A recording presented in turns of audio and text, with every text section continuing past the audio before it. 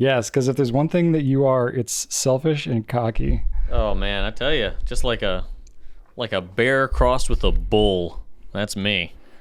A bear crossed with a bull. Okay. Yeah, definitely not a meerkat crossed with a sloth for sure. No, definitely. No, not at all. Not at all. All right, let's do this. Why the heck not, Brian? I've got nothing better to do. Same. All right, everybody, welcome to episode number 27 of the Goulet Pencast, where fountain pens are still a thing.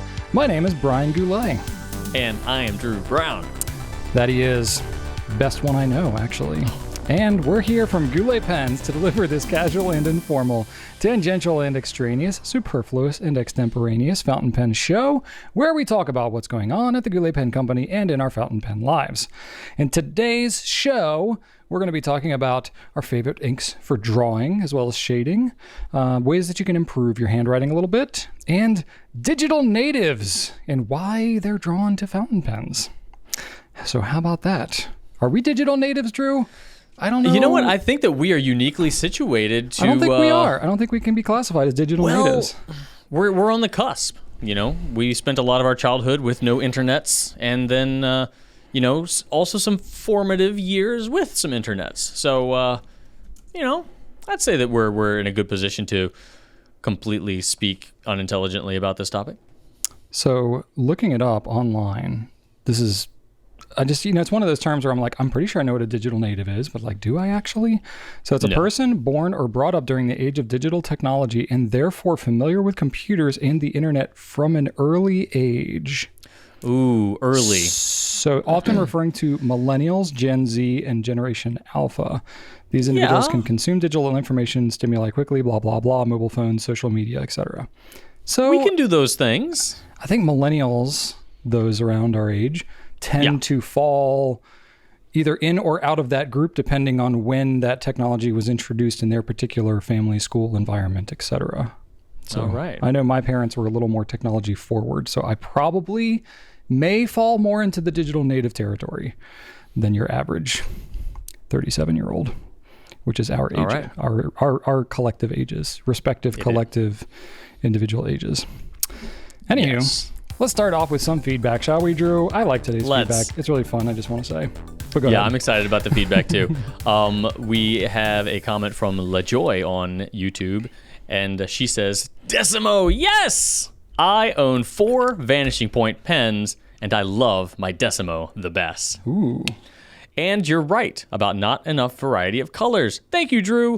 You're welcome, LaJoy. I recently fell in love with the Pilot Decimo, and I'm feeling bold and saying that it is superior to the Vanishing Point in a lot of ways. It's kind of like the Explorer, Brian, where I don't think it's better inherently, but I definitely think it's right up there and probably deserves to compete a little bit more fairly than it often gets credit for. So, I'll stand on the hill. May not die on it, but I'll get severely injured upon that hill. You would take a non-mortal wound on a hill? Yes, I'll lose a limb on that hill. Okay. You've been making some bold claims lately on some pen opinions. Why the heck not, man? I think it's you. It's your fault. Like, you're so gray area. I'm feeling now that I'm like having to make these definitive statements without any sort of, explanation, proof, or justification. So you're welcome. I'm balancing the scales. I don't even know I'm doing it. It's just happening by me trying to correct, the universe's balance from your shenanigans. I don't know. What can I say? I live in the gray, Drew. All right. And then Kimberly, also from YouTube, says, thank you, Drew. I bought the McDonald's Transformers off eBay. Oh, wow. Oh, gosh. So, yes, last week I talked about how one of the many rabbit holes I went down was buying the robot hamburgers and also a few of the dinosaur transforming ones. But Kimberly also followed me down the rabbit hole buying some for, she said, I've been looking for Christmas gifts for my hubby who collects Transformers. I hope he doesn't already have them. Probably not. Either way. Probably not. Though there were probably millions of those things out there at that time. They were, they're the coolest. But thank you for reminding me that I'm not alone, Kimberly. Wow. I appreciate that. Are they actual Transformers? Or are they No. They are transforming food items. Gotcha. Okay. They are not branded Transformers. Okay, that's what I thought. Because I was like, I don't remember Transformers ever being food in the shows or anything like that. No. They had an animal period, but not food period. Yeah. Okay. And then finally, Dale says, and this was not specific to our podcast last week, but this was actually in response to your video, Brian, about should I write with a fountain pen. But I liked it so much, and it encompassed so much of what I love about pens, I wanted to share Dale's comment here. So Dale says, fountain pens are as close to magic wands as you can get. They're fiddly tools that come in a nice box that if you buy the right one and the right ink, using them is like magic. The fun is trying pens like Harry Potter at Ollivanders and seeing what they can do. Fountain pens feel good to use and good to own and are way cheaper than a sports car. Well, that is true. Most of them anyway. Like a magic wand, Brian. Finding the right one that doesn't explode all the boxes behind poor Mr. Ollivander. Like that's really what it's about. I love it. I love the magic wand comparison. So thank you, Dale. That is pretty cool. I think that's appropriate. Got some good feedback here. This is in response to the accidental collections, which I think is so delightful just hearing about other oh my people's gosh, collections. these comments, there were so many, Brian. I really had to, it hurt to not include all of them because there were so many good accidental collections that people shared with us. So if somehow this episode is the one that you've stumbled across first, go back to episode 26 and listen to us talking about accidental collections and look at the comments because it's pretty hilarious. So Robin says, llamas. I thought they were cute, sure, but a joke somehow led to a coworker buying me a llama lamp, and it just snowballed from there. Now I have a ring holder, a build-your-own stuffed llama kit, a llama corn calendar. I don't even know what that is. Llama socks galore. Guess I love llamas now. That is fantastic. That is the very Robin. definition. That's the quintessential accidental collection story right there. Yes. Oh God, I love it. Oh my gosh, that's fantastic. Thank you, Robin. Some other good ones. Garsimpa 500 says cat-themed mugs. I have a cat and I drink tea, so people think that it's great to buy me a cat-themed mug. I mean, look. It's not that far off, right? Like it's not as accidental as the llama thing with Robin, but I see the thing there. And then it's like, plus there's probably so many cat themed mugs out there. It's just like anywhere you go, you're going to find a cat themed mug and you'll be like, oh, that's right. You know, so-and-so at the office likes cats and they could use a mug. Sure. Cat mug. There's your gift. You don't realize they're getting 12 of them every Christmas. And then Gretchen says, and this just warms my heart. I told my grandmother that purple hangers were my favorite when I was a kid. I wanted to hang my coat on the purple hanger. So for the rest of her days, she would gift me every purple hanger she found. Yes, coat hangers. Purple coat hangers. But see, that to me is like super sweet. Like I would just be like, yeah, I have a closet full of purple coat hangers because my grandma loved me and thought about me all the time. That's pretty cool. But it's kind of awful, though, because you can never get rid of them or else you'll feel really bad. I mean, look, at some point, right? Like, I don't know. When grandma's not around anymore, you could get rid of those hangers. No one will know or care. Oh, at that point, the hangers become even more special, though, Brian. Do they, though? I don't know. That's up for debate. There were so many good ones, though. Somebody said that because they're allergic to pineapples, people buy them pineapple stuff. So they have this massive pineapple collection, even though, like, it's their mortal enemy. It's like Superman having a kryptonite collection, you know? Okay, so the pineapple thing, look, that thing, I didn't know, but pineapple apparently is like a sign of hospitality. So there are so many home items with pineapples on them. Like Rachel and I, we have no sense of style, like home decor. I mean, you see the birds, like the birds are on the house. That's like the most themed thing of anything. Well, that's what got this whole conversation started. It did indeed. But yeah, this is a really funny story. Rachel and I are not very social people, even though we're like very personable and we do the online thing, just like we got kids and a business and we're busy, and Rachel's really introverted and I'm into all these just really obscure interests like puzzles and woodworking and, you know, lumberjacking in the woods. It's just very difficult for us to find like other couples that we can all just like hang out together and have any type of a normal conversation. So when we were first married, we tried to get together with another couple that was around our age, newly married, that kind of thing. We're like, okay, cool. Yeah, there were like some interest or whatever. I think we met them at our church or something. It was like, all right, maybe, we'll try it. Like we're out of school. Like, what do we do? Like Rachel worked remotely at her job. I was power washing houses with my dad. So like we didn't have coworkers to hang out with. We're like, we'll just try like meeting some people. It's like blind dating for couples. So we met these people and we go over to their apartment for the first time and they have pineapple stuff everywhere. And we're like, what the heck is up with all the pineapples? And we just straight up asked them, we're like, all right, seriously, what's with the pineapples? And they were like, oh yeah, we love pineapples. It means hospitality. And we're like, oh, apparently it's a thing. Yeah, I've seen like columns in front of houses with big giant pineapples on them. Yeah, right? Same with the star. Do you see like big stars on people's houses? Yeah, that's kind of. I think that's kind of a country thing. I think that's a Virginia thing. Where did that come from? Was it like in a song or a movie or something? Because like I feel like around 10 years ago, you started to see these giant metal stars on people's houses, and I'm just like, I'd be willing to bet that a bunch of them just started showing up at. Like a Texas thing, like Lone Star State, like that I could see makes sense, but like I don't think so. I think it's just a. It's just a thing. I think it's just a thing. Yeah, I think a bunch of them probably just got made for home goods or something like that. And okay, I guess. I mean, I'm pretty sure it's a South thing. It seems like it would be. Is it? Let us know in the comments. Let us know in the comments of wherever you are if people hang giant stars on their house, just one star, like a giant star on the side of your house. Usually maroon. Yeah, maroon or black or something like that, like a painted metal giant star. Not giant, like probably 2 feet and 2 feet or so. Big enough where you can definitely big tell. enough. You can see it from the streets. It's totally on purpose, and you're like, "Whoa, there's a star on that house." And I feel like I'm like, does everybody else know something that I don't know? Like, right on the side of the house. Like, when has anyone ever in history just hung a decoration right on the side of their home? I don't know, like. That's not really decoration territory. Like your country's like flag or something if you're like being very patriotic. But you don't just stick it right on the side of the house. Yeah, I know. That's weird. I don't know. What do people do? See, I don't know. I'm just mystified. That's a good question, Brian. All right, we're getting to the right questions here on the Pencast. We are. This is the real information. You tuned in for this. Getting to the root of things. All right. One more comment here. This is from, oh my gosh, ERTGFD 1078. I don't even know. I have a Rickshaw Bagworks 3 pen case that fits perfectly in the cell phone pocket of my cargo pants. Oh yeah. So I have 3 pens on me at all times. This is like if Drew and I were to like meld into one person. That's why I got this on here. That's why I put this on here. I was like, this is amazing. That is fantastic. At work, using the reciprocating saw, cutting out roots or anything else, awesome. I highly recommend it.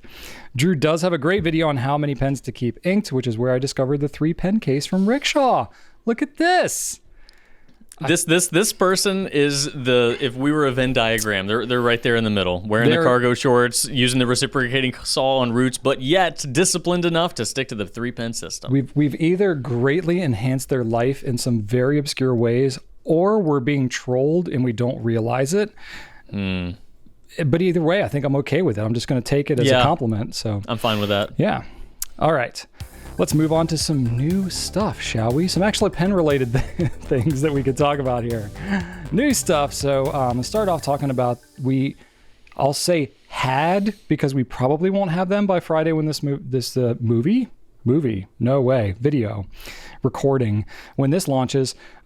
We had a new Herbert pen, which we've not had in quite a while. This is a Churchill model in Jonathan Brooks material. If you're familiar with Jonathan Brooks, he is Carolina Pens. He has done the legendary primary manipulation resin, so he hand makes all his own resin, and we were able to coordinate between Jonathan Brooks and Chet Herbert, which is cool because they're like buddies and they do pen shows and stuff. So it's like kind of like pen show underground, independent pen maker kind of a collab, which is pretty cool. So we had all of those. It took us a really long time to coordinate that. It's probably not going to happen again. or maybe not for a really long time. So we'll see. But hope you got one. If not, I'm sorry. And also, Jonathan Brooks is going to be making some resin for Visconti, which is That's a big pretty deal. exciting. That is a big deal. So Visconti is going to be launching their Astral collection on the Medici, starting with the Nova Blue and Stellar Red. Should be available pretty soon after this launches, this video, or shortly after. So be on the lookout for that coming out. It should be pretty neato. Yeah, very, very cool colors. So if you missed out on the Herbert pen, Visconti's got you covered. There you go. For a Brooks' little bit more money, though. Yeah. Visconti. Brooks's resin, they're really beautiful because the depth that he's able to achieve in his resins. Oh, it's yeah. not just a bunch of colors right there on the surface. Like you can see one color is under another. They're really fun to look at. You can stare at them all day. Yeah, actually, David Parker from Fig Boot on pens did a really cool, I guess, interview video, like tutorial type thing, sitting down with Jonathan Brooks, and he really explains how he makes those materials. Pretty fascinating if you're into chemistry and just, material making, pen making, that kind of stuff. It's very much like pen nerd territory, but it's pretty fascinating, and I found it to be completely compelling. All right. Yes, indeed. Cool. Also, we've got some new pens coming down the pipeline from Sailor. So last year they started their Pillow Book collection, which is a very, very old collection of short essays, a very old Japanese book from the 1000s. So the first one was Midnight Sky. And now they're coming out with Autumn Sky, which is a reddish coral pen in the Pro Gear collection. So Pro Gear Slim, Pro Gear, and the King of Pens Pro Gear, so the flat top version. So those will be available. We're thinking the day this goes live, this video, and like Brian said, if not, shortly after. So that is neat. Again, this is going to be an annual collection, I believe, so we'll see another one next year. But if collecting is your deal and you already have the Midnight Sky, you might want to take a look at this one. Very cool. All right. Now we're going to ease on into the Q&A portion of the Pencast here. We're moving right along now that we finished our 12-minute intro of nonsense. Yay! So let's start out. Drew's going to kick us off with the first question. Let's kick it off. And we're going to start with a question from Dead Poet Wannabe. And this wannabe deceased poet aficionado asks us, how often should you totally clean out your pens if you don't change inks? Meaning, if you keep the same color and you're just refilling it, do you need to be as diligent or in giving the thing a whole big old flush? Yeah, I mean, if you do what I do and not what I say thing, the answer would be as seldom as humanly possible. Because I basically will clean out my pen when it's dry and won't write anymore. That's kind of the rule that I use, which can vary widely based on the ink and the pen in question, maybe your environment and how dry or humid it is in your relative atmosphere. I don't think there's like a hard and fast rule, but I would say that most manufacturers recommend, flushing on a regular basis. Of course, if you're inking it back up with the same ink, you do not need to go through as full and detailed of a cleaning as you do as if you're changing colors drastically. So I tend to recommend to people maybe once a month or so, just go ahead and flush it out with water a couple of times before you ink it back up. That just kind of gets some things moving in there, but it's not trying to get every little bit of that dye out of the pen. Touch it to a paper towel to get the remaining water out, and then ink it back up with the same color, and you're going to be good to go for another month probably. That's going to vary a lot. If you have a really broad nib and it writes really wet, it's probably going to be more forgiving than if you have a super, super fine nib and it just tends to be very stingy with ink. Those are going to be more sensitive to, how often you clean the pens and stuff like that. So it's going to vary a lot. Use your common sense. If you feel like you're having to write with more pressure, or it's skipping more, or it's just not writing like you feel like it used to, it literally could just mean that you need to clean the pen. So go ahead and give it a thorough cleaning. And then if you're actually having like drying writing issues, give it a thorough cleaning and then re-ink it. But if you're just doing it on a regular basis, just kind of do it whenever you think about it, or whenever it's convenient, around once a month, and don't really sweat it unless you have problems. It's kind of my approach. Yeah, and it does vary widely, like you mentioned. If you have a pen that seals incredibly well, you could go a very, very, very long time without hardly any maintenance at all. On the other side of things, if you have a pen that you're using a very viscous ink in that is prone to drying out, that's not super watery, and you have a pen that doesn't seal very well, it doesn't matter whether or not you're inking it up with that again and again and again. It's going to get crusty and junky, and you're going to need to clean it much more often. So you're mainly dealing with the type of ink and how well your pen seals. Those two variables are probably the biggest factors in how long you could probably go using the same ink without having to totally flush it. So if you want to prolong, if you are the type of person that, hey, I just need one ink, pick an ink that, might be a little bit more on the wet side, doesn't have like a ton of dye in it, stuff that's going to, make it dry out a little bit faster perhaps, and then choose a pen that seals incredibly well. Maybe something with a spring-loaded inner cap or something like that. TWSBIs are great. Platinum is amazing. Lami's are pretty good. And Pilot's excellent. Yeah, to nuance that with just one more thought that kind of popped into my head, everything Drew said is right there. I think those tend to be the most common things, especially if you're maybe, using the pen less frequently or more, intermittently kind of thing, then definitely the pen like drying out or the ink kind of like getting thicker in the pen and not flowing as well may be, your utmost concern. But if you're writing with the pen a lot, the reason you may actually need to clean it out doesn't actually have anything to do with the ink. It has to do with the paper. So you can actually, when you're writing, the tip of the nib is metal. And when you're writing, you're creating friction, which drags across the paper. That creates actually a very small static charge. And that static charge can actually attract paper fibers and dirt and dust and things like that. And over time, that can kind of build up in the slit of the nib, in the feed. Combine that with kind of intermittent writing, and especially if you have a paper that's like a cotton fiber or just a really inexpensive paper and it's not heavily sized, it tends to, maybe let more of that fiber kind of loose in the paper as you're writing. And if your nib is, not the smoothest thing and it's scratching a little bit and drawing those fibers up, the reason you may need to clean your pen actually isn't because of the ink, it's because the paper. So if you're using a very heavily sized, really high quality paper, you'll probably find that is happening less. But if you're using a really fine nib on some really absorbent paper with loose fibers, it's going to actually scratch up and drag up more of that fiber stuff. And you may find that it tends to dry out more just because it's basically getting clogged with junk as you're writing with it. So that's a good reason to clean it on a pretty regular basis too. Cool. All right. Next question we have is from Koopsivara. This says, "Hi, Brian and Drew. Favorite inks / pens to doodle / draw with." Lots of slashes happening there. And then Drew, I think you dropped this second one in here because it's along the same lines. Egg Bunny says, "Best inks for extra fine or fine pens and best pens for illustration or artists." So kind of in that drawing vein. And we'll let you take this one because you do way more drawing than I do. And that's not saying a whole lot. Like I don't draw anything and then keep it, but I do love to doodle, and I've been doodling all my life, and I greatly enjoy it. And fountain pens have helped me enjoy it more. So, regarding what Egg Bunny says, extra fines and fines are definitely, I think, the most common go-to choice. I know I prefer them because, you can always layer and add more strokes to thicken a line up. You can't kind of take them away. So starting with an extra fine, is always a great idea.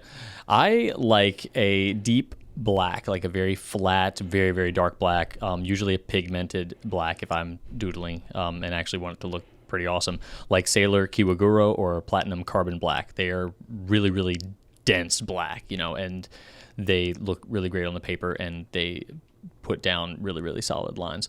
You could also go with a fast drying like gray, like Noodler's Lexington gray. That one is going to be a little bit more prone to feathering if you're using a more absorbent paper, but it dries fast, so you're not going to get your hands all inky, and it layers well. So if you wanted to use a gray, you can, if you have a broader nib, you can actually start to put layers on top of itself. So if you didn't want to just go with a flat black and you wanted a little bit more of a depth, then starting with a gray that you can stroke over is not a bad idea.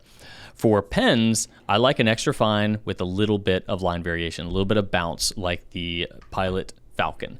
That one, I personally have a Pilot Custom 912, but I actually find that the Falcon is a little bit better at keeping up with a little bit of line variation than the 912. I personally love the 912. but I've found that I've needed to do some tweaking to get it to where I want it to be. And with the Falcon, I find that right out of the box, it performs a little bit more consistently, in my opinion. So starting with an extra fine Falcon, it's going to be a little scratchy, but it's tuned really well, so you don't need to put down a lot of pressure. Just drag. And that is great for cross-hatching. And then if you did want to thicken up the line a little bit, if you wanted to give an outline stroke or just define certain, shadows or other portions, starting off with it, or like finishing up a crosshatch where it gets really, really dense and you just do one big stroke, flexing it just a little bit. Like the Falcon stock nib is not meant to be flexed and over and over and over again, but every now and then, if you want to just do a swoop, then it's great. You're not going to spring the tines doing it every so often with, paying attention to it, not over flexing it for sure.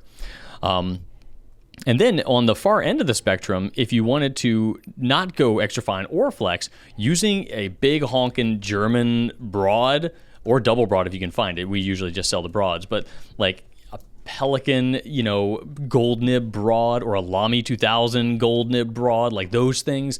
The fun part about those is that if you're doing really simplistic line art, you're talking just more like, like a logo or, a cartoon, just starting off with a big honking black line and having everything be the same width. There's something really clean looking about that. So that would be my other suggestion. If you're not going with the more detailed cross-hatching style, sticking with more of a stamp look, like more of like a, Charles Schultz sort of, comic vibe, like that broad will get you a really cartoony, clean, kind of classic look. And I like to do that from time to time as well. But I only doodle and mostly in black. If you're looking to do watercolors or washes or stuff like that, that's way out of my zone. I don't really have enough experience to recommend anything there. But the Diatramentis document series is definitely the where to look on our site if you did want to get something that's going to hold up to ink washes and watercolors, stuff like that. And finally, glass pens. Super fun to draw with, super fun to test out different inks if you are going to try to put different ink through its paces, whether it be different paper types, how it reacts to, saturation on paper, or how it reacts to water. Dipping a glass pen, using it, and then cleaning it is so easy. I don't know if you're going to want to write with it for long periods of time. Sometimes they're a little scratchy and you do have to re-dip them. But for testing and just playing around with, you can't pick anything better. They clean out so well. It's just a little bit of, water or pen flush, quick rub with a paper towel, you're good to go on the next one. They're fantastic and a lot of fun. Yeah. I don't have a whole lot to add because as much as Drew says that he doesn't draw a lot, he just kind of doodles, I do even less. So most of my experience is through what I hear from others. So the only thing I really have to add to this is kind of on the ink washing front. If you remember a couple of podcasts ago, we talked about the UV resistance and light fastness of different inks. And I mentioned a very old blog post, almost 10-year-old blog post that we did in collaboration with Jamie Grossman from Hudson Valley Sketches. So kind of a cool, I'll get back to this question here, but just kind of a cool update related to that.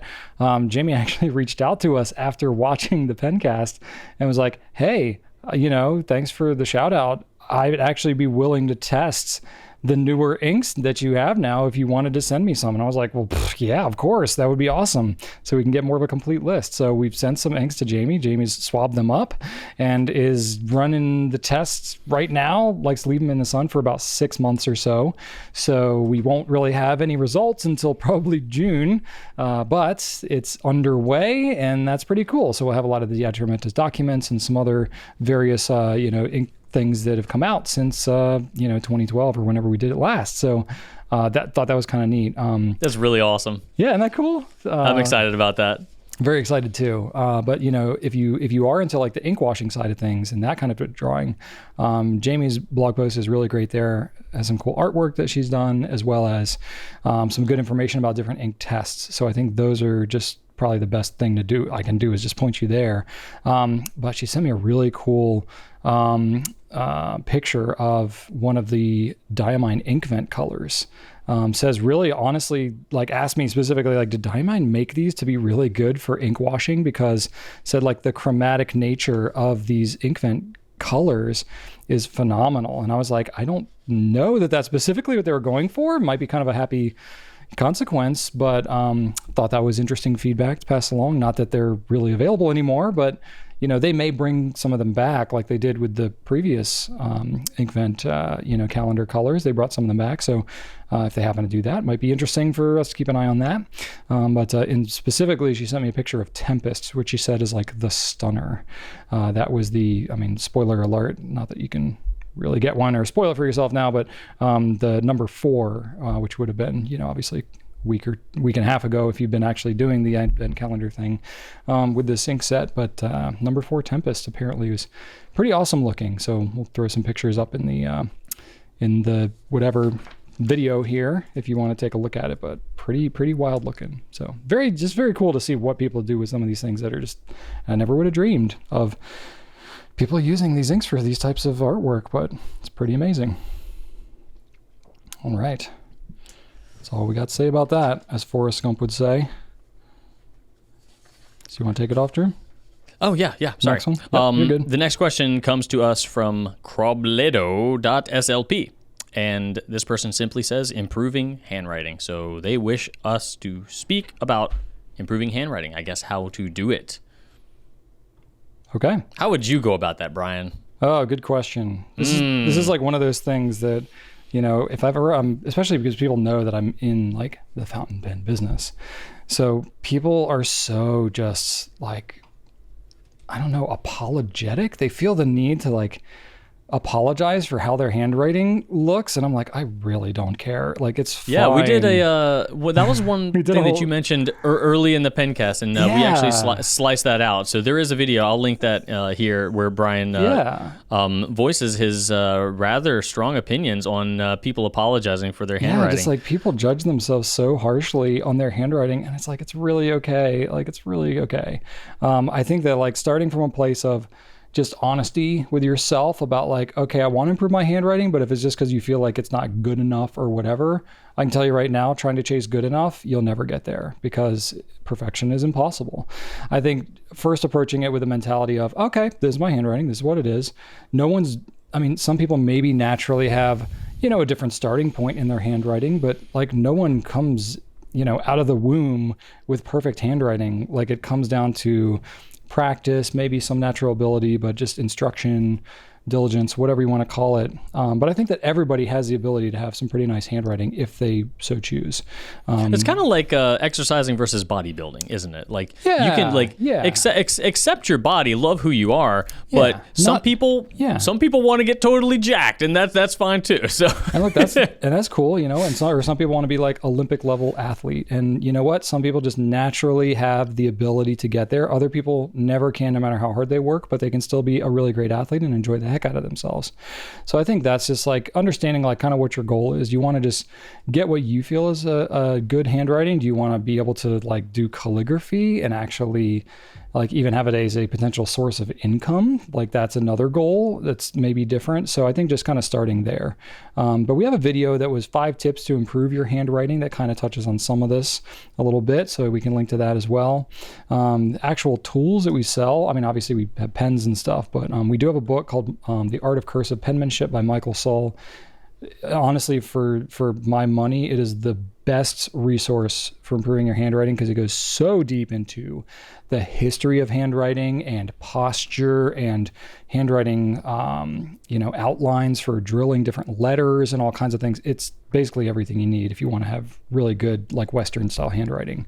And it's written by arguably the most qualified person to write something like that. Absolutely. Michael Sull, he's a master penman. He has trained I think 2 different White House calligraphers, which is pretty prestigious. Trained a number. Ran a calligraphy school for decades, so has trained so many different people with calligraphy and all that kind of stuff. Basically, brought Spencerian back from the dead when it was not really a thing anymore in the 70s, and he basically helped bridge the gap between that time period where fountain pens in general and just handwriting was being really replaced pretty drastically by, print and typewriters, computers, all that kind of stuff. So this is like mid 70s. So he was able to catch up with some of the old, calligraphers and handwriting instructors, people who like their name is what the handwriting style is, like Zaner Blosser and stuff like that, Palmer and Spenceri and things about. These are all people that develop these handwriting styles. So he was able to actually get instruction from that old guard and then really carry it forth. So you get a lot of credit to him, and he's passing on to so many people, teaches at pen shows, all that kind of stuff. So really great dude. And he's just like one of the like purest, sweetest individuals. He always wears a bow tie and a vest when he does his stuff. Just adorable. Circle glasses. Absolutely. Trains all over the world too. He'll fly all over the place, goes to the Philippines and just everywhere. Anywhere where people love handwriting, he's willing to teach it. Anyway, I'm gushing, but great dude. Happy to have his book, and great tool for handwriting instruction. But just some like general tips that I can give you. Comfort, like finding a comfortable position, is something most people don't think about, that literally just getting into a better position can almost instantly improve your handwriting. Because if you are holding the pen and you're all cramped up and you're writing like on the couch with your knees curled up and the book is vertical and you're in this weird position, you're not going to have great handwriting. Like it's just your muscles are not in a place to be relaxed and be able to write for any decent amount of time. So just getting yourself in a comfortable place. You want to have, be sitting at a table, have good posture. You want to have your elbows at around a 90-degree angle so that you aren't, pivoting off your elbow. You want to basically have free movement of your whole arm, and then you're resting your wrist down. And as you're writing, your arm is free to move. That's going to use more of your larger muscles, which is going to keep your smaller muscles in your hand from getting really tired. That's actually where most people are not able to actually improve their handwriting, is because, without using the right muscles, you're using your really, really small muscles in your hands, which get really tired. You can get fine control, but you don't have endurance. So you're not able to actually practice long enough to be able to build up any kind of muscle memory if you're writing really scrunched with your hands and using all your hand muscles. You got to use a combination of like your hand, your elbow, and your shoulder. And having that kind of free, open, more relaxed posture will allow you to write longer for a more comfortable period of time, to where you can actually build the muscle memory to then have better handwriting. So yes, you can do drills and you can talk about specific lettering technique and stuff like that. But I think it's honestly even more important to start with the basics and just understand when you're doing a drill. Just like if you want to become a better runner, your running posture is going to matter a big deal, than it is what type of shoe you have or whatever. It's like you got to understand kind of the principles of it. I think finding a pen and a paper, ink, or whatever that you like, just something that you're looking forward to using, you're much more likely to actually just sit down and write than if you are just not that excited about what it is that you're getting into. So, having a place that you enjoy writing, that's quiet, that you can just put on some music or maybe watch some, old Office episodes on YouTube, on Netflix or something. I don't think The Office is on Netflix, are they? I think they're on. No, they're on Peacock now. Peacock, and unless you hack it and like get the UK version of the Netflix. Yeah, I've heard that you can change the country code or whatever, but we don't endorse that. If you have a VPN, I think you can do that with certain ones. But anyway, we're not teaching you how to hack your Netflix accounts. We're just talking about pens. So anyway, just set up an environment that you enjoy and products that you're excited about using, and you're more likely. I mean, it's the same thing as like, when I was cycling a lot, like I had a nice bike and I had clothes that fit comfortably, and it made me want to ride more. So it was less of a barrier. I also think it's cool to give yourself a project. So whether it's like transcribing something that's meaningful to you, writing letters to others, especially around the holidays, if you want to handwrite, that type of stuff. It can be, you can have like a goal, which can make it not seem like I'm just sitting down and writing a cursive lowercase f for 30 minutes. That can feel a little grueling. But if you have like some goals or things that you can set for yourself, that could be kind of cool, like daily journaling or just something to get excited about. Just have fun with it. Don't be hard on yourself, and just keep in mind that practice makes progress. That the more you write, no matter what situation, the better you're going to get at it, because a lot of it's just muscle memory. And the more like routine and diligent you are about it, that's where your consistency can really come in. And honestly, most of good looking handwriting has to do with how consistent it looks. There's all kinds of principles of like the letter shape and the slant and all this type of stuff. That's what Michael Sull's book gets into. But really what what is most commonly associated with bad handwriting is having really inconsistent looking letters and inconsistent looking spacing. So even if your style is not the traditional script that you may associate as being nice handwriting, if it looks consistent and has even spacing and is readable, that's going to most likely be considered good handwriting by your average person. So important things to keep in mind. Drew, you're making some faces over there as I'm talking about consistency. You will never see two L's the same height with my handwriting. No, it looks like randomly generated characters, like someone did like a cursive version of a ransom note. It's terrible. There you go.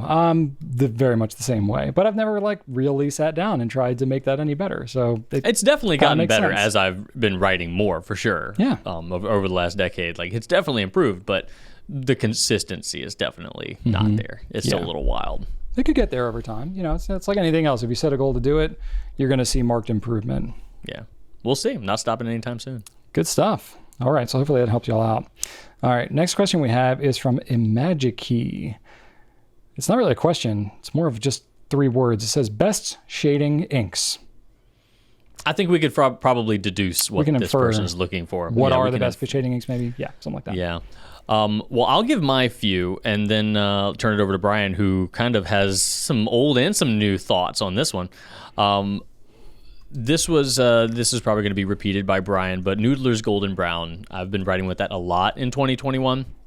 And that has been, like Brian mentioned in an earlier question, giving myself a project to do more writing. I've been trying to transcribe recipes into a cookbook, and Noodler's Golden Brown has been one of my go-to inks for that. Beautiful, beautiful shading, especially with a big nib. Been loving that one. And then, obviously, you know, in addition to a lot of Sailor's inks, I have to mention Sailor 120, 123 and 224. These have been more favorites of 2021 for me.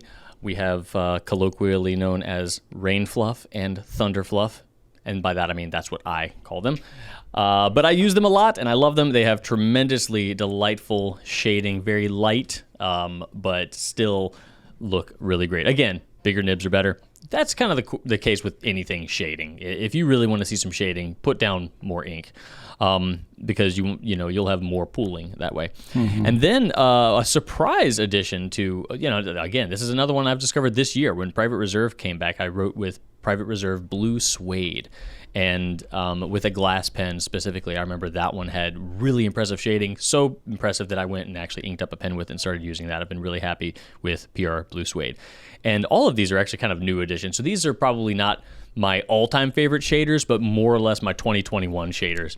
And then Robert Oster Violet Dreams and Robert Oster Summer Storm. I have a really hard time choosing between these two, but I kind of just stumbled upon them this year, and I was blown away at how gorgeous they look. I think that once I started writing with some of these Sailor shaders, I kind of fell in love with this gray-purple color, and I've been writing with this shade in a number of different brands, and these two from Robert Oster are, again, just beautiful shaders. This sort of shade really does shade well, and again, wider nibs are great. Specifically, if you want something that shades, I think just about any light blue with a broad nib is going to shade pretty well for you. Like, there are a lot of different inks in that color category that provide tremendously beautiful shading.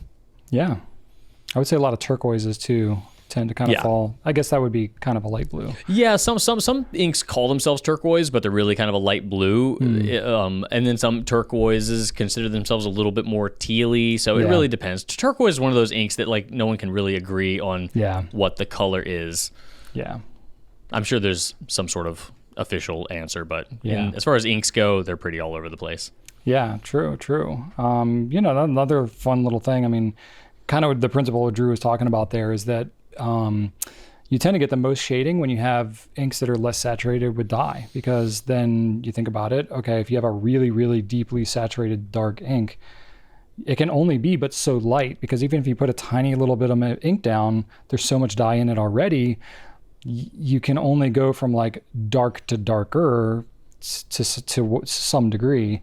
But if you're starting with a really light colored ink, then when you really let it pool up, especially if you have, like Drew said, a really wet writing pen or a flex pen or something like that, or if you're writing and then you're crossing back over top, if you're writing in cursive especially, you're crossing back over top a line that you've already written, then the ink is basically like kind of doubling. And so you'll get, darker colors where the ink like crosses over the lines you've already written. It's going to look much more dramatic if you have a very light colored ink. So it is kind of interesting because there's some people that tend to want like really dark, deep, bold colors. But then when you're dealing with shading, you almost want the opposite of those properties. But kind of a neat little thing you can try in small quantities with whatever ink that you already have is you can try diluting it down a little bit.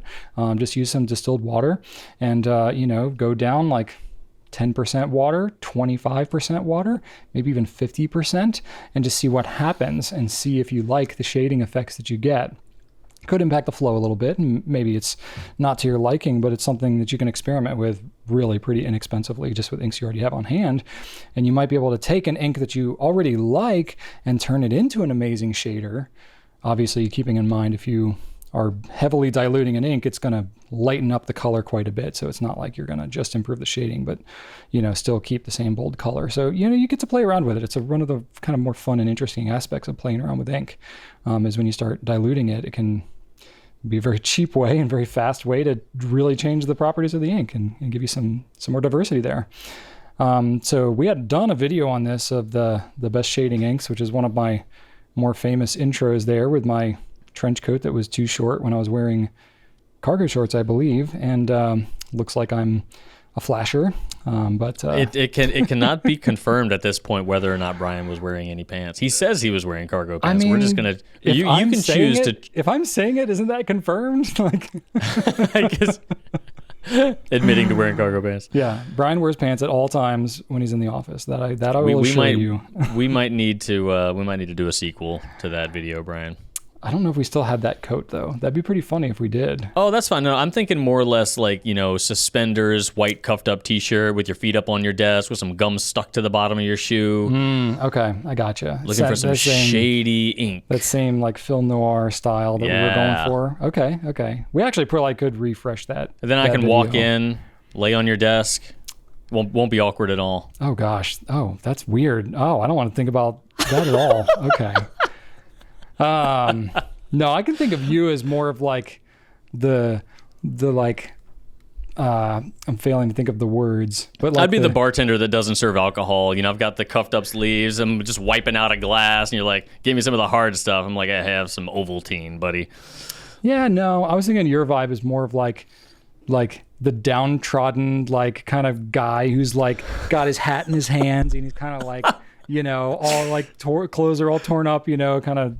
I don't know what I'm picturing exactly, but I don't know either. But it's you could clear pull up that bartender. You could pull up that bartender look. That would. Well, work for you. Clearly, I'm definitely the resident alcohol aficionado.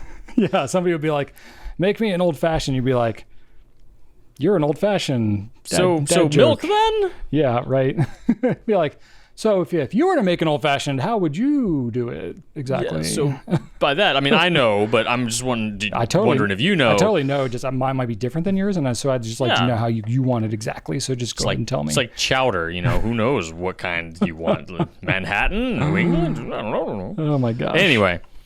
Yeah, your old video. Yeah, my old video. So definitely had some that on there that I think all of them still hold up really well. I stand by all of them.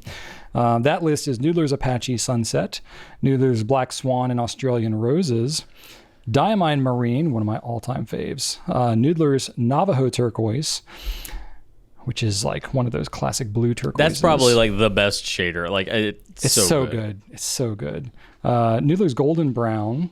Diatramentus Mint Turquoise, which that one is much more of like a teal kind of a turquoise, which is why it's different and also on the list along with Navajo Turquoise. And then Noodler's Lexington Gray, which is a great gray shading color. And then I added some honorable mentions to the list. Robert Oster Blue Water Ice, which I love. that falls into that lighter blue kind of pretty much gonna shade well category, but it's a particularly strong shader. And then you already mentioned some Sailor Ink Studio. There are so many Ink Studio colors that are great shaders. I think it's worth an honorable mention pretty much for the whole category because they all tend to be in that group.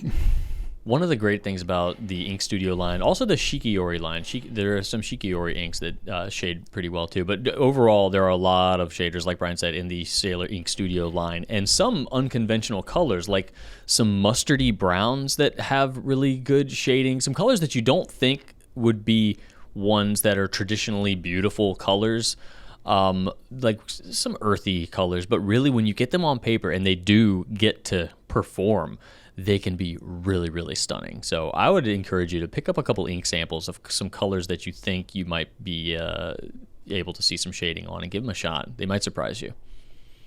Very cool. All right. Next question comes to us from Shu Shi Wu, and this abbreviation I believe is in your opinion, IYO. In your opinion, why are there more digital natives interested in analog artifacts like fountain pens? So this is what we alluded to earlier. So this is a bit of a brainer, Brian, the opposite of a no-brainer.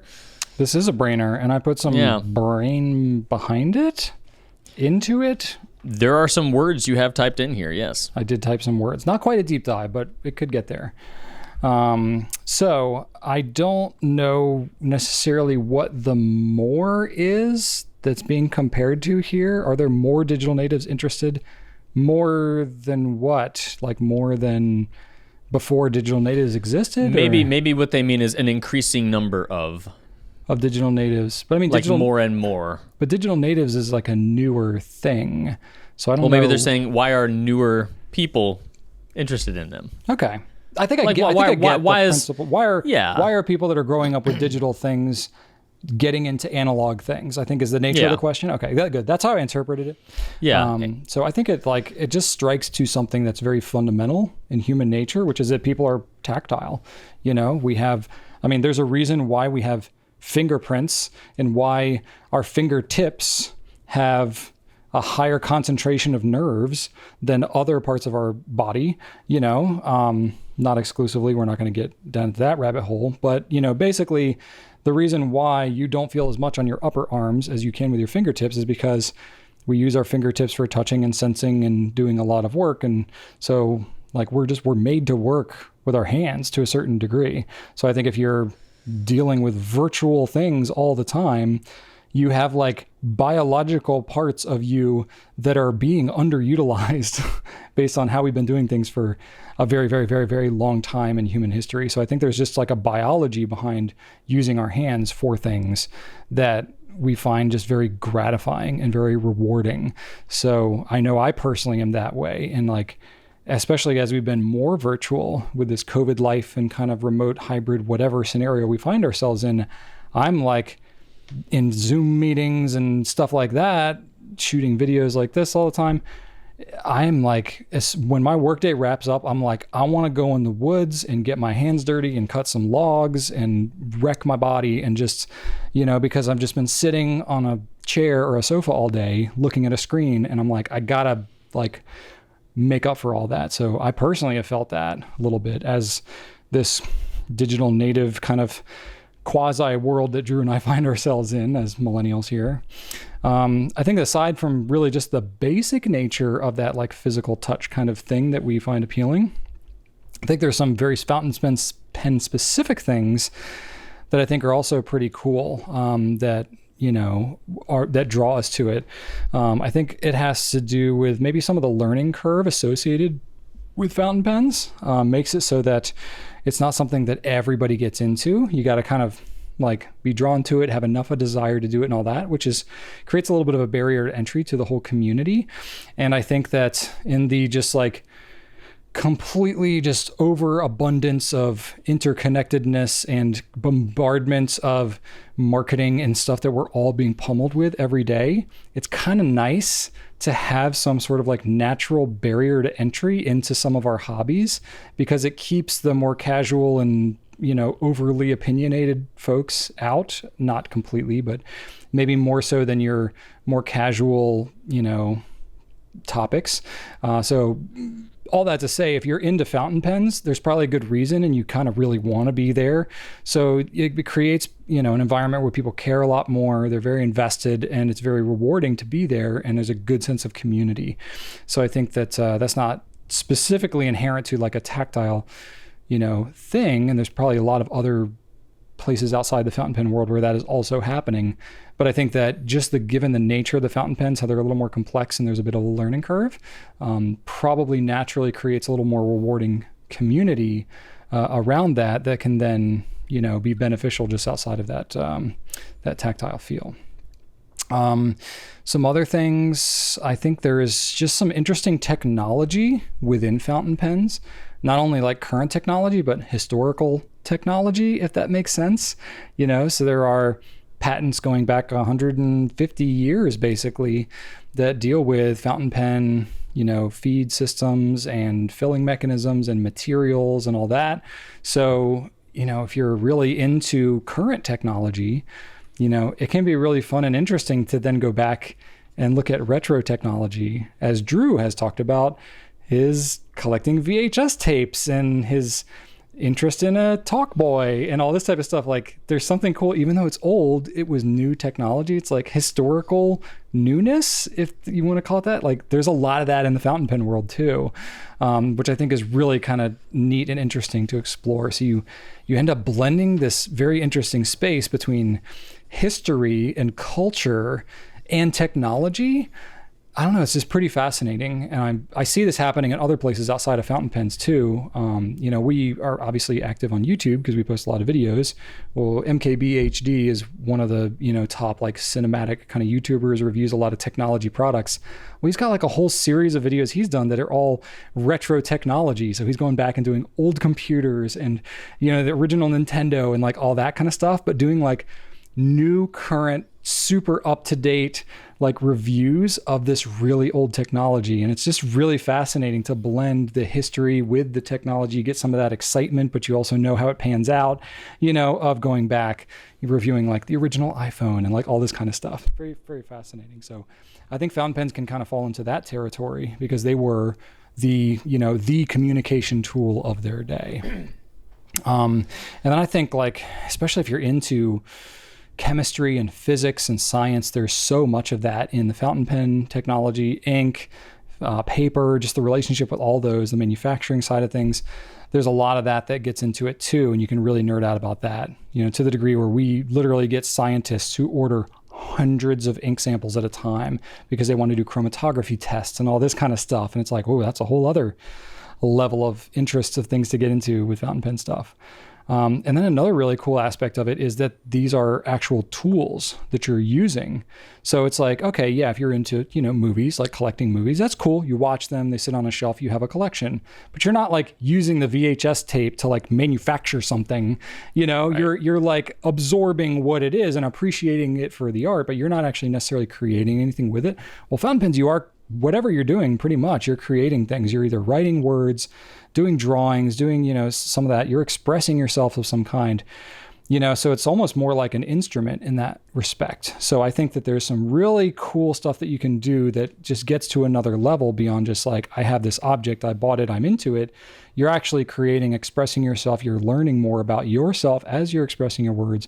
You get into lots of different layers with all that kind of stuff. So again, I'm obviously like so bought and sold on the concept of fountain pens. I could go on about this all day and I won't, but I think it's just really cool. There's so many different things that can be appealing, all of them with like layers and depth and intricacies that you can get, nuances that you can get more and more into, that I think that's got enough of a universal appeal to them that anyone can be interested in fountain pens. Not everyone will be, but there's kind of like something for everybody there if you're kind of willing to go through it and you have that kind of inclination towards your personality.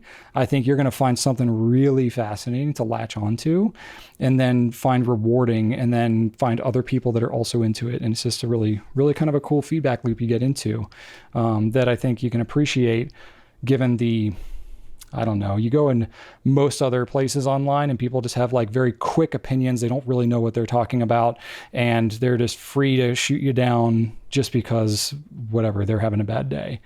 There's some of that in the fountain pen world, but honestly, not very much. Most of it is kind of the opposite of that. People are like, yeah, I don't really care about all that other stuff, but like, let's nerd out about the thing that we're really into. And I don't really care if you like are from a different place or you have different perspectives, that's fine. Okay, whatever. But like, we all love pens, and that's just really, really very cool. And I think there's not a lot of that happening for digital natives. So when you find something like that, you're like, wow, this is special. I really like that I can be myself and be into the same stuff that other people who are different than me are also into it. Kind of a nice little side note to the fountain pen hobby that doesn't have anything to do actually with the pen specifically, but I don't know, that's been my experience and something I found rewarding. Whew. So there you go. I don't know if that was a deep dive, but it was close. It was a midway dive. That was beautifully said, Brian. I could, add to that, but it would really just be repeating what you said in different ways. That really hit the nail on the head. I liked a lot of what you just said, and especially the bit about the community aspect, about how they're similar to instruments, meaning you can actually do stuff with them, you can collect them and use them. I love that. Absolutely. Absolutely.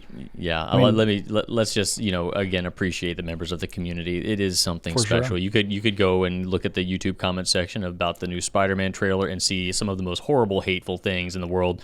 But you're going to go in the comment section of this video and see some of the classiest, nicest, kindest people in all of YouTubedom. And we are so incredibly fortunate and grateful to Absolutely. be a part of the community with you. And thank you for joining us every week. Absolutely. And Drew and I can be a testament to that. Like, we both have been doing this for over a decade, like full time, immersed in this whole situation. And we are still finding new and exciting things to get into. We're still finding complete large pockets of this community, this world, whatever, that we know nothing about. And it's like, oh my gosh, there's so much there. Like, I haven't even scratched the surface on that yet. Give me another couple of decades and maybe I can hold my own in that conversation. There's just so much to get into. It's literally just like a lifetime of rewarding kind of stuff you can get into if you find that you really like this stuff. So it's pretty neat. We like that you like it. Thank you. Absolutely. All right. Hypothetical time. Drew. Yeah, that covers the Q&A. We've got a seasonal hypothetical today, and we haven't really discussed this, but this isn't going to be a surprise for either of us. But Brian and I are going to try to discuss and decide who is the ultimate Christmas movie dad, in our opinion. And we've got a list that I believe we're going to stick to. We could throw some audibles in here, but we're going to go with The Old Man from A Christmas Story, Clark Griswold from Christmas Vacation, Howard Langston, Arnold Schwarzenegger, by the way, from Jingle All the Way, Scott Calvin from The Santa Claus, a.k.a. Santa Claus, George Bailey from It's a Wonderful Life, and John McClane from Die Hard. Brian, is Die Hard a Christmas movie? Oh, the great debate, huh? Of course it's a Christmas movie. Is Home Alone a Christmas movie? Home Alone is definitely a Christmas movie because there are Christmas songs like throughout the movie. They talk about, getting home for Christmas and traveling for Christmas, and the whole house is decorated for Christmas. Die Hard takes place. It's an office Christmas party. He's wearing Christmas clothes. He's not wearing Christmas clothes. He's wearing a tank top and jeans. He's got the hat, right? Doesn't he have the hat? I'm actually not that well versed in Die Hard. I've seen it once, but I think there's enough in Die Hard to classify it as a Christmas movie because it does have like one or two Christmas songs in there, but it's not about Christmas. So who says a movie has to be about Christmas to be a Christmas movie? If it takes place at Christmas, is that not a Christmas movie? Maybe. If that's the way you're going, then yeah, Die Hard's a Christmas movie. But Christmas is not like, if you here's the thing. All right. If you remove the whole aspect of Christmas from Home Alone and have it set place in another year, is it still the same movie essentially? Sorry. I think in a way it is. I think that Home Alone could be the same if it wasn't at Christmas. So I would say that if it can be the same, if you remove all references of Christmas, then it's not really a Christmas movie. I mean, I don't know how you make I'll lose a limb on that hill. All right, fair so enough. Die Hard, you can completely remove any Christmas element from Die Hard. It will be just as good of a film. I I think. Yeah, but you could Home Alone a little less so, but I still think it's the core concept is fine. If you still have the same actors and it just takes place at winter, then whatever, it's the same movie. It'll be just as good. So you could make the case that neither of them are Christmas movies. Sorry, I just found this really fascinating. I was just like searching like, is Die Hard a Christmas movie? And I found this like completely nerded out like statistical analysis of it all that.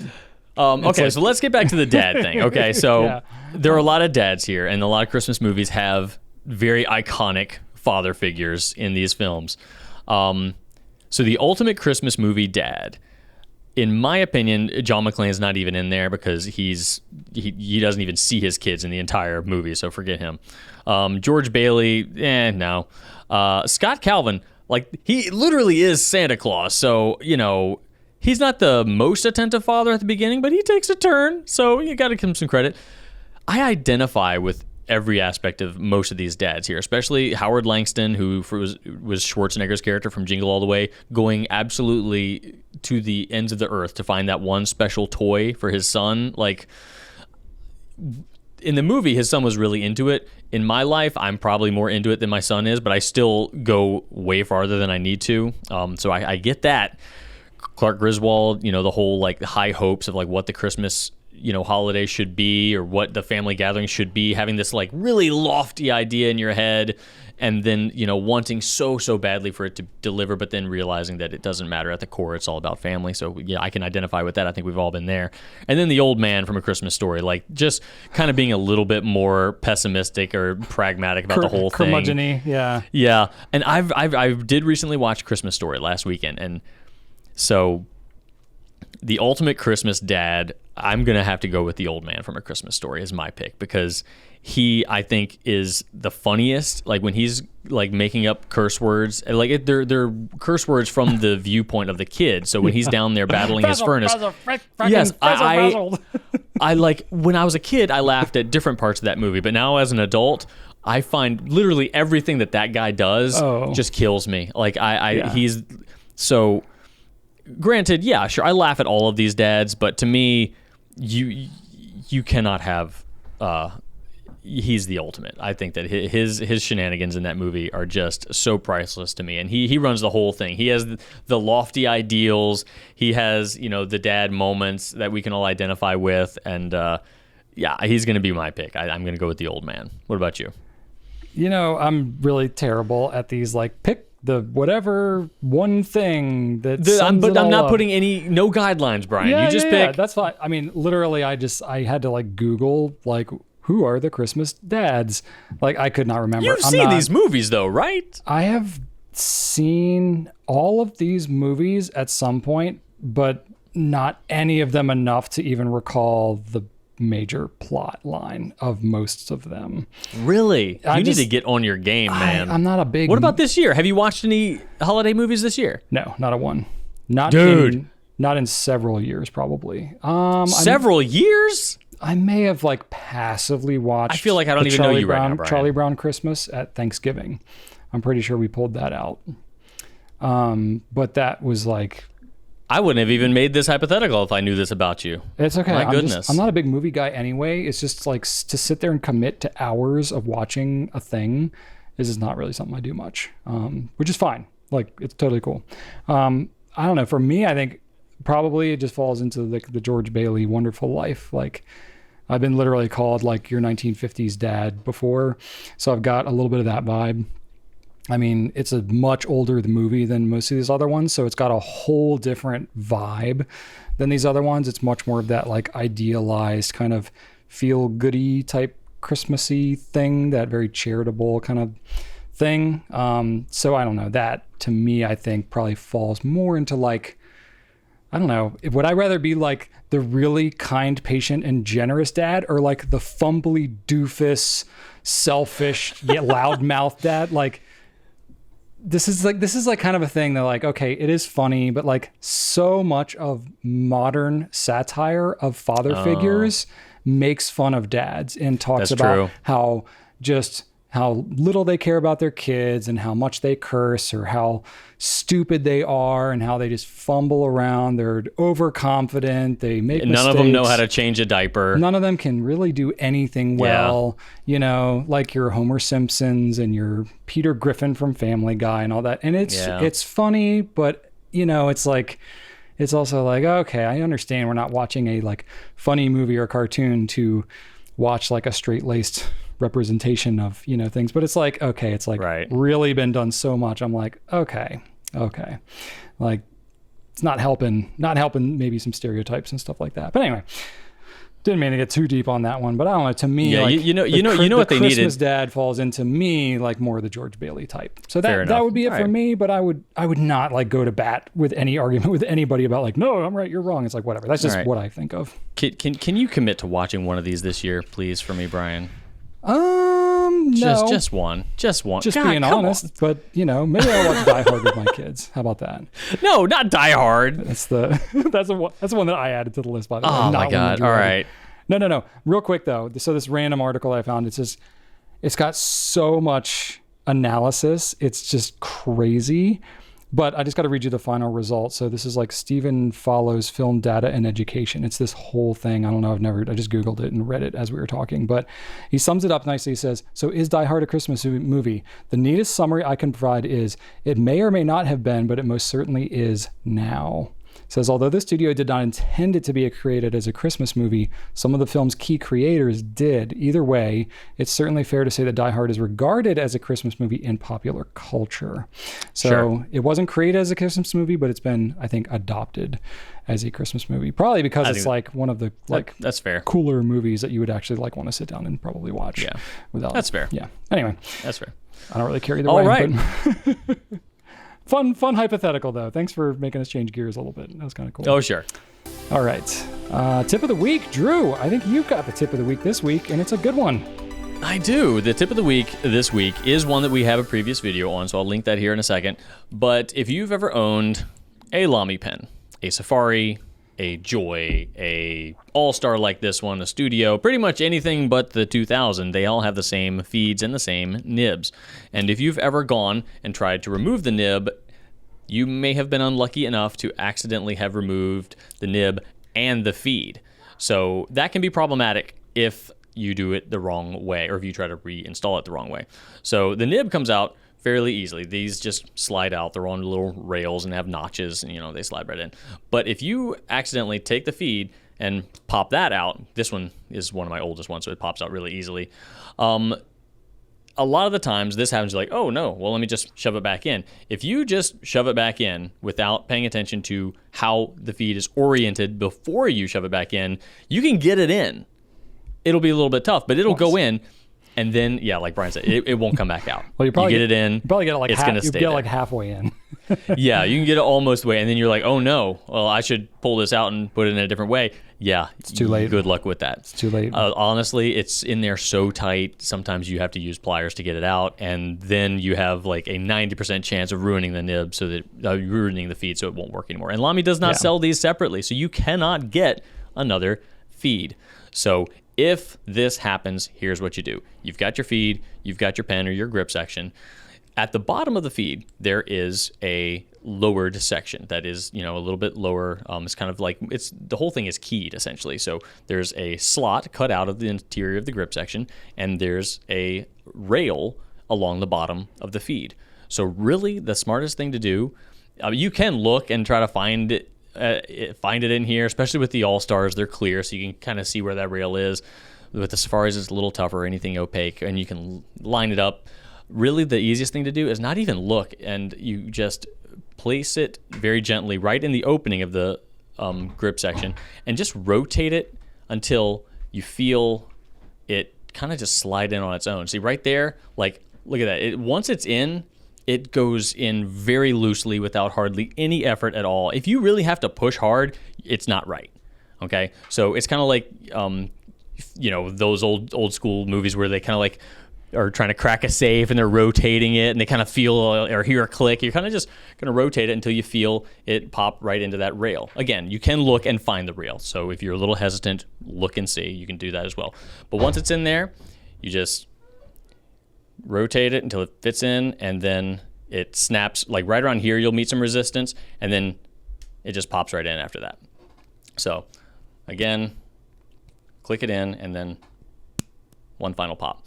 So we do have a video on that. I'll link it here. But if that happens, pause. Don't put it in immediately. Pay attention to how it's rotated.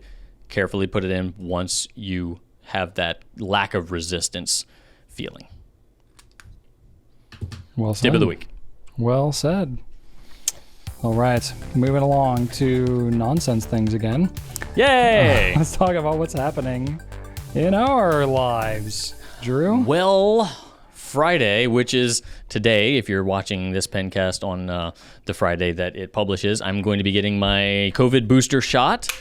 So can't say I'm super excited about that, considering how it affected me last time when I got my second vaccine, because I was laid up pretty bad. So normally I'm like, whatever, I wouldn't care. But my wife and I are getting them both done at the same time. So hopefully we're not totally like just useless, because otherwise. Rachel and I did that. We got ours both at the same time. We got ours done on a Saturday. So it was like, okay, if it's really bad, we'll just kind of be down and out and all that. Neither of ours was really that bad. Good. So, okay. I mean, I don't know. I've heard other people where they've been completely laid up for an entire day and felt awful. I've had other people who are like, yeah, I barely felt anything and it was fine. So, yeah. So somewhere hopefully, in between. As long as one of us can feed the kid, I think we'll be okay. As long as we just got to keep him alive. Your son's old enough to feed himself. He can scavenge. You know, he knows where the fridge is. Just take one of those automatic dog feeders and fill it with like Kicks or something. You know, he'll be fine. There you go. Yeah. We do have plenty of cereal, so he should be fine. As long as I can sit down and watch the second season of The Witcher, which is going to be coming out on Netflix this weekend, I will be fine. So I'm super excited about that. Shannon and I are both really, really loving that series. And I've read all the books multiple times, so I'm just super jazzed about this. Been waiting like a year for season 2 to come out. So would you, like, I don't know, if I was like laid up and kind of sick, I wouldn't want to watch something that I like have been really looking forward to, because I feel like it's going to like taint my experience of that show. Maybe we just watch it again later, though. Okay, fair enough. We've watched the first season, twice anyway. So okay. Yeah, nothing's gonna stop me. Now I will need to work hard if I'm like really feeling bad. I need to stay off my phone, because I need to somehow avoid spoilers for the new Spider-Man movie, because that's also coming out this weekend, and it's probably going to be the year's biggest film. You think so? I think. Oh yeah. I don't know what else would be, but it's going to be wacky. And yeah, I guess we are kind of at the end of the year, aren't we? Yeah, I think it's going to be this, but it's going to have some crazy stuff happening, and no doubt spoilers will be abound on the internet machines. And as we discussed earlier, people that are into Spider-Man are inconsiderate and selfish, unlike the fountain pen community. Yeah. And then, let's see, my wife did her final performance. She does local community theater, and she did a Merry Christmas Charlie Brown with some people at our local theater, and she was Sally. And I will say, Brian, while she did a great job, I was a little overly critical of the performance. Now, unlike you, I watch these Christmas movies every year without fail. So I know my Charlie Brown Christmas. So she did the line where Sally says, like, I just want what is coming to me. All I want is my fair share. And she has these like awkward pauses. And Shannon didn't do the pauses. Like, Shannon, that's how what Sally sounds like. This isn't hard. Like, everybody knows. Like, you just need to, and she didn't do it. I was like, why? And then the guy that was playing Charlie Brown, at the very end when they're singing Hark the Herald, Charlie Brown does a little foot rock thing. And I didn't tell this to Dan, so I feel bad blasting him on public now. I'm sure he listens. No. But I feel like, I don't know. I think I got a little overly critical, Brian. I loved it, but I think you're doing some it of right the dances, some of the kids' dances were not screen accurate. They're cartoons, Drew. You literally can't dance like some of those characters, because your head won't do that. I feel like you should risk it. I feel like the neck damage you would incur is not shouldn't be a factor if you're truly committed to your craft. So are you like one of those people that goes onto forums and stuff, and you're talking like, this was not accurate to the original, and you betcha. I brought just whipped cream pies and old tomatoes and heads of cabbage to throw onto stage. Yeah, absolutely. A long hook to just kind of pull them off. No, honestly, they yes. were great. It was a pleasure, and Archer really liked it too. The kid loved it. So That's was great. neat. There's some interesting facts about the original cartoon that they did on that one too. It almost didn't happen. Yeah, and they used real kids. Like those are all real kids' voices. That's part of why some of the speaking is so offbeat a little bit, is because it was like literally children just talking, and they can take some instruction, but they're kids. So yeah, there were some intentional choices there made when they did the original. That was like, apparently the executives at the time were like, this is never going to work. Like, you can't read an entire like section of the Bible in this monologue like on national television, and you can't have actual children as the voices. Like, that's going to sound so weird. Like all these different things that they did. I mean, it sounded a little weird, but still, it's charming. Yeah, well, it becomes like, but then it came out and it was like instant hit. And, they immediately proved them all wrong. And now, of course, it's classic. So, So now I still need to watch Muppet Christmas Carol. That needs to happen. Oh, that's a good one. Christmas Vacation. Oh, yeah, that Muppet Christmas Carol is my favorite. Yeah, that's a good one. I've got a couple more I need to check off the list, but we're doing all right. Gosh, I need to watch some of these. I don't remember, like... Yeah, I guess I need to. Just so much time. So much time to commit. I should watch it with my kids. That'd be good. What do they watch? Yeah, watch Muppets Christmas Carol. That is a treasure. That would be good. Yeah. That would be good to watch. Okay. All right. I'll think about it. Come on. I'll commit to thinking about it. How about that? Thank you. I'll take it. I'll take it. Oh, good stuff. Okay. So for me, some things I have been doing with my kids is making more two-dimensional puzzles. So I learned from my previous experience of buying that crazy 1,000-piece Lego minifigure head face that every piece looks exactly the same. I was like, let's do something a little easier. So I bought a couple different puzzles, and I found one that was at Target. It was like a 4-pack of Pokemon puzzles. Oh boy. So they're very like colorful, and it has all the Pokemon characters. And I was like, okay, my kids will definitely be into this. And they totally are. They're like, I'll like open one up and start doing it, and they come on and they're doing it, and we're doing it together. And they're just like, it's like at our kitchen table. So they're like stopping by, making a couple pieces. They go to school, whatever. They come back, they do some more. So it's been a cool, just like kind of like thing around the house that like we've been doing together separately, whatever. It's kind of fun. Love it. Yeah, it's kind of neat. So that's been fun. Brian, what's your favorite Pokemon? Oh my gosh. I don't know. I should know a lot more of them. You definitely should. I'm putting you on the spot, man. Come on. My children talk about them a lot, but I'm often not really listening to what they're saying. So it doesn't really stick. Brian! Come on. I'm sorry. It just, You need to be interested by proxy in gosh. everything your kids are interested in. I try, but there's so many different things.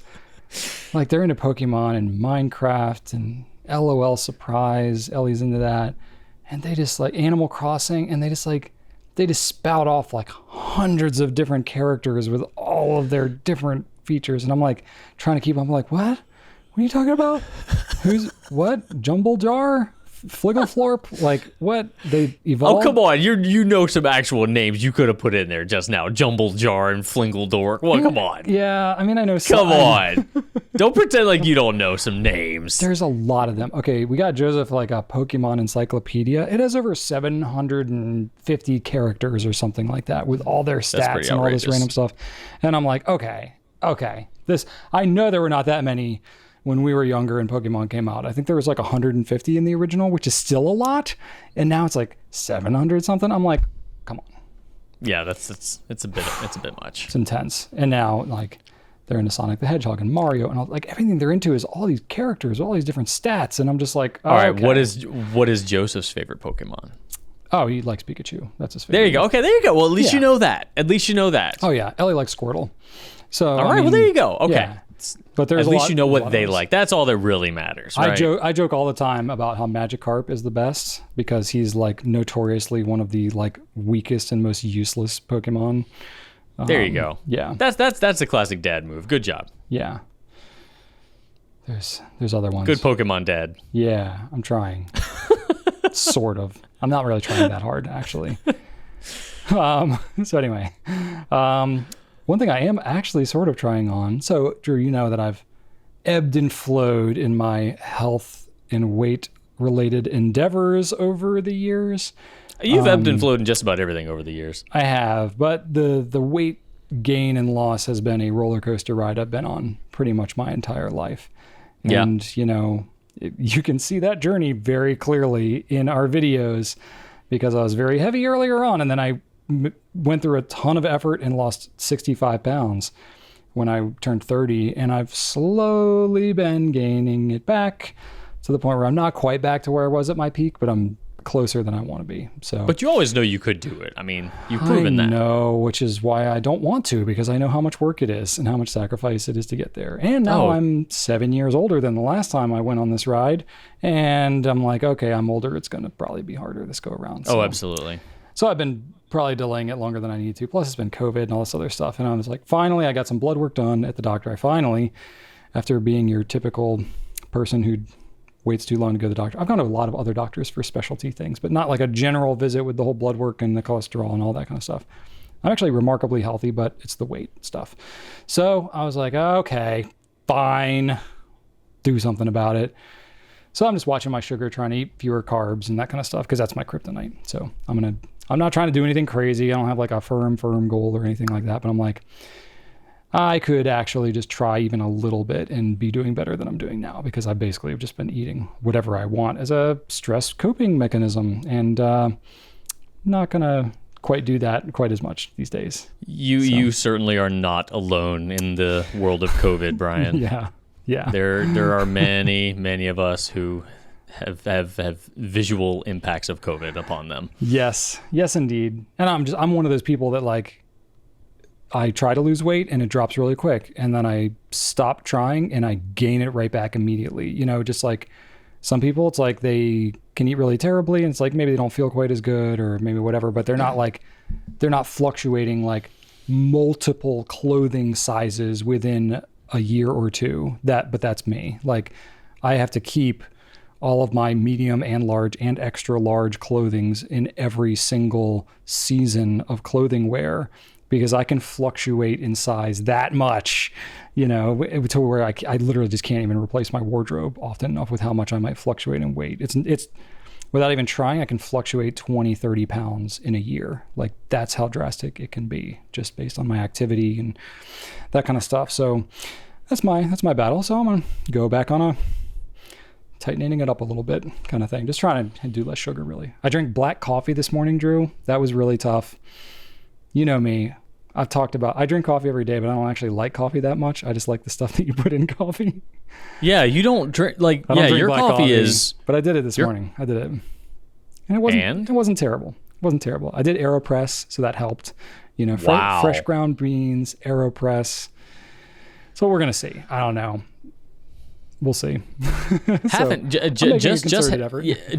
half and half isn't that bad. I actually talked to my doctor. Yeah. I actually talked to my doctor about that, and he's like, just half and half is not bad at all. Yeah. Like if you do half and half and no sugar, he's like, that's fine. Yeah, I don't have like a dairy issue, so that's probably fine. It's more the sugars and stuff. So I think I just do half and half. You don't have to go black. Golly, man. Yeah. I'll try that. I'll try to balance it. I got to find that balance somewhere, but I don't know. I'm just like, I'm back in that phase of like, all right, let me tighten it up a little bit and see how I feel and see if some weight starts to come off. That'll motivate me a little bit more.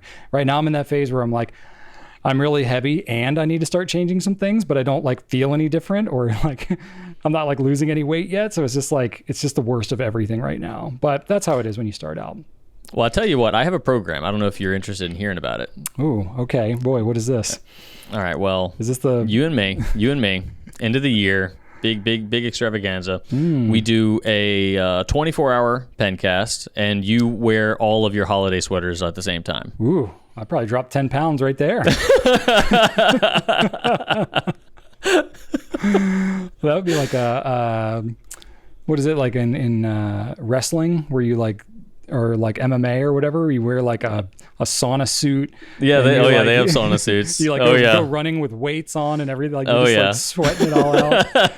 I could do that and probably drop some weight pretty quick. You try to cuff up like 5 layers of sweater. Yeah, I need to expose my forearms. Be like Joey from Friends when he puts on all of Chandler's clothes. I don't actually, but you don't know that? I've never seen an episode of Friends. Oh, well, not a full one anyway. Yeah, I don't know.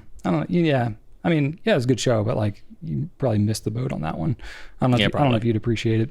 But yeah, you don't say that about Seinfeld. Seinfeld, you're like, Drew, you need to watch Seinfeld. You do need to watch Seinfeld. So how could I miss? Seinfeld's more your humor than Friends. Oh, okay. You think it's more timeless? In some ways, but in other ways, it's like, oh, like cell phones made this entire episode obsolete. Yeah. You know, like most of Seinfeld could be solved with cell phones. A lot of horror films as well from the 80s. Yeah. It's like, yeah. But there's a lot of observational humor in Seinfeld that you'd really appreciate. And it's just stupid nonsense the whole time, which I think you'd also appreciate. Stupid nonsense, yeah. Exactly. And then the other thing that I'm dipping my toes back into a little bit is a little bit of car audio stuff, which I was super into in my high school and college days. Yeah, I remember that. Yep. Then I graduated. We had no money, and I didn't even have my own vehicle. Rachel and I shared a car for a long time. And we were working kids. None of that made any sense. But now, I mean, we're like driving our kids to school more. So I'm finding myself like driving back from school and I'm just like in the car by myself. And I'm like, oh, I can listen to whatever I want. And not like Kids Bop or video game songs. I need to really have some bass in my Gary V podcasts. Well, so I was listening to a lot of podcasts, but I'm working outside a lot too. So I listen to my podcasts like while I'm doing whatever. So like when I'm in the car, I could listen to like music, and it just made me like miss the days when I was much younger and I would just like be booming out on some kind of bassy song. So I've ordered some car audio gear, and I have a subwoofer on the way that I'm going to be installing in my car. Very practically, I didn't go overboard, but I'm probably going to make some things rattle. And now it's like I go into YouTube and I'm like, oh my gosh, this is so much easier to learn than it was 20 years ago. Like I had to just like scour like magazines, and like I did like, I don't know, I guess it wasn't that hard. You had to like buy books and stuff like that. But like now it's like, I can just sit there on my phone, like literally anywhere, and just be like, I wonder how you wire this amplifier and run it like through the firewall in the car. Oh, here's this video showing me exactly how to do it in 8 minutes. Cool. Now I know that and can do this immediately. Like you didn't have to mail in an order form to Crutchfield. Oh my gosh. I went to Crutchfield. Crutchfield, for anybody who's into like home and car audio stuff, they're really big in that space and have been for a number of years. So they're like, their headquarters like 45 minutes from where we are. So my buddy and I, who is also really into car audio, decided that we were just going to drive there one day. Being the super planning 17-year-old boys that we were, we literally just like looked at the address on the back of the magazine. We're like, we're just going to go drive here. Didn't look it up or anything. We just drove. We're like, we know it's west. And we drove. We're like, we'll take the exit for that city. Not realizing there's like 20 exits in a city. And we just like go and we get lost, and we're like we asked the police officer, we're like, we're trying to get here. He's like, you friggin' idiots. He's like, go drive like 6 miles that way and then take 7 rights. And then you'll find this really obscure place. And then we go there, and it's not the store, like where they have the products. It's like the headquarters it's like their corporate headquarters. So we basically walk into an office building and we're like, do y'all have any subwoofers here? Oh my God. It was so awkward because it was one of those moments where you just knew, you're like, oh, I'm a dumb teenager and I don't know anything. Mm-hmm. Like you're like, I've taken me 3 hours to drive 45 minutes because I didn't know where I was going. And then I walk into this building that clearly is not what I thought it was. And I'm now realizing that I didn't plan anything, and I'm facing the consequences, and I have no one to blame but myself. Cool. But anyway, so then they had like an outlet store. So then we went to the outlet store. We watched the entire Toy Story 2 movie. I remember that because they had like a whole living room set up with all the audio and video stuff there. And they just like had a demo movie on, and it was like the start of Toy Story 2. And we just sat there and we watched the entire movie. This is when we were 17. We had nothing to do. Oh my God. I think back to when I was younger and I was like, I had so much time. I had so much time for everything. Man, I wish I had more like intentional focus on what I was trying to do at that younger age, because I feel like I just had time for everything. But anyway, so that was fun. And then I did something similar one time. My buddy bought a subwoofer, and then we went home. Oh, there you go. At least you got your sub. Yeah, we got a sub. I did something similar one time. I needed a couple cases of glass bottled cheer wine, and I was living in North Carolina at the time, so I just drove to the cheer wine headquarters in Salisbury, North Carolina, and I was like, "Hey, I need some cheer wine. I need like glass bottles," because I was in film school and they were doing. We needed to do like a fake commercial. I was like, "Well, cheer wine, that's gonna be it. Love cheer wine," and so I needed more, and they didn't know what the heck I was doing when I walked in there. Again, it was like an office. They had some like random glass counter with some like random cheer wine merch, but they didn't sell the actual product there. But they hooked me up. They got me, a couple cases of glass bottles for me to go, and I also bought an apron while I was there, just for the heck of it. Cheer wine apron. That's really funny. Yeah. Oh gosh, teenage boys. Yeah, we've been them, so I feel like we can say teenage boys. They're stupid. I can't say for everybody, but I can say I made some choices that were questionable. Looking back on them, I'm like, why? Like clearly your brain's not fully developed at that age, because I was just like, I thought I was thinking clearly, and now looking back, it's like I definitely was missing some steps in the process when I was thinking through that whole experience. Yeah. But anyway, so that's kind of fun. So anyway, like I'm like you, Drew. I'm getting back into it with like excited hesitation, because I'm like, oh gosh, here's another like whole thing. It's like a whole thing. There's a whole other world.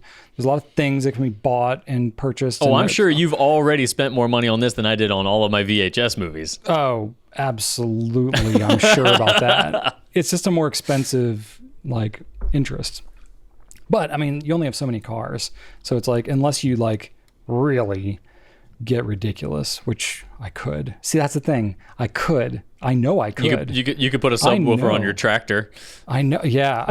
Yeah. Right. I could put one anywhere, but no, it's like you can. So it's, they have these things called SPL competitions, sound pressure level, which literally is not about like having good sounding music. It's just how loud can you make it? So it's like, I mean, people filling vans with like 30 subwoofers to the point where it's like it like makes your like, it can like actually give you like negative physical, like heart aneurysms and stuff like that if you always sit in there and listen to it too long. It's completely ridiculous. But, people are just like scientifically like trying to, achieve the loudest thump basically. And they have whole competitions around this kind of thing. And people take like beater cars because like it literally like destroys the cars, like it rattles the cars apart, and they have to like reinforce them with steel and concrete and stuff like that so that it can handle the pressure that these things take. It's so ridiculous. So like, yeah, you go on YouTube and you're like, SPL competitions, what is this? Concrete? Yeah, I'm not joking. Okay, I can't. I'm done. I know, right? So it's like, yeah, there's crazy deep rabbit holes. I'm like, okay, fountain pen's cool. Like fountain pen's great. Okay, yeah, this is cool. This is normal. This is my safe space. I start going into other worlds and I'm like, oh man, there's so many rabbit holes. Oh, this is crazy. This is weird. What am I doing? Nope. Sorry, getting out. But it's like, okay, I just want a little bit of a thump in my car, and that's what I want. And I can achieve that, and that's going to happen. I've done this rodeo. I've installed so many sound systems in previous vehicles. I feel comfortable with that. Anyway. All right. It's like, we need a whole segment of like random crap that Brian gets into. Like trail making and reciprocating saws and woodworking and you know stereos. What? There was one person that commented last week that I agreed with. They were saying, I admit when Brian really went on his trail making tangent, I nodded off a little bit. But after I saw his pictures, I completely get it. Respect.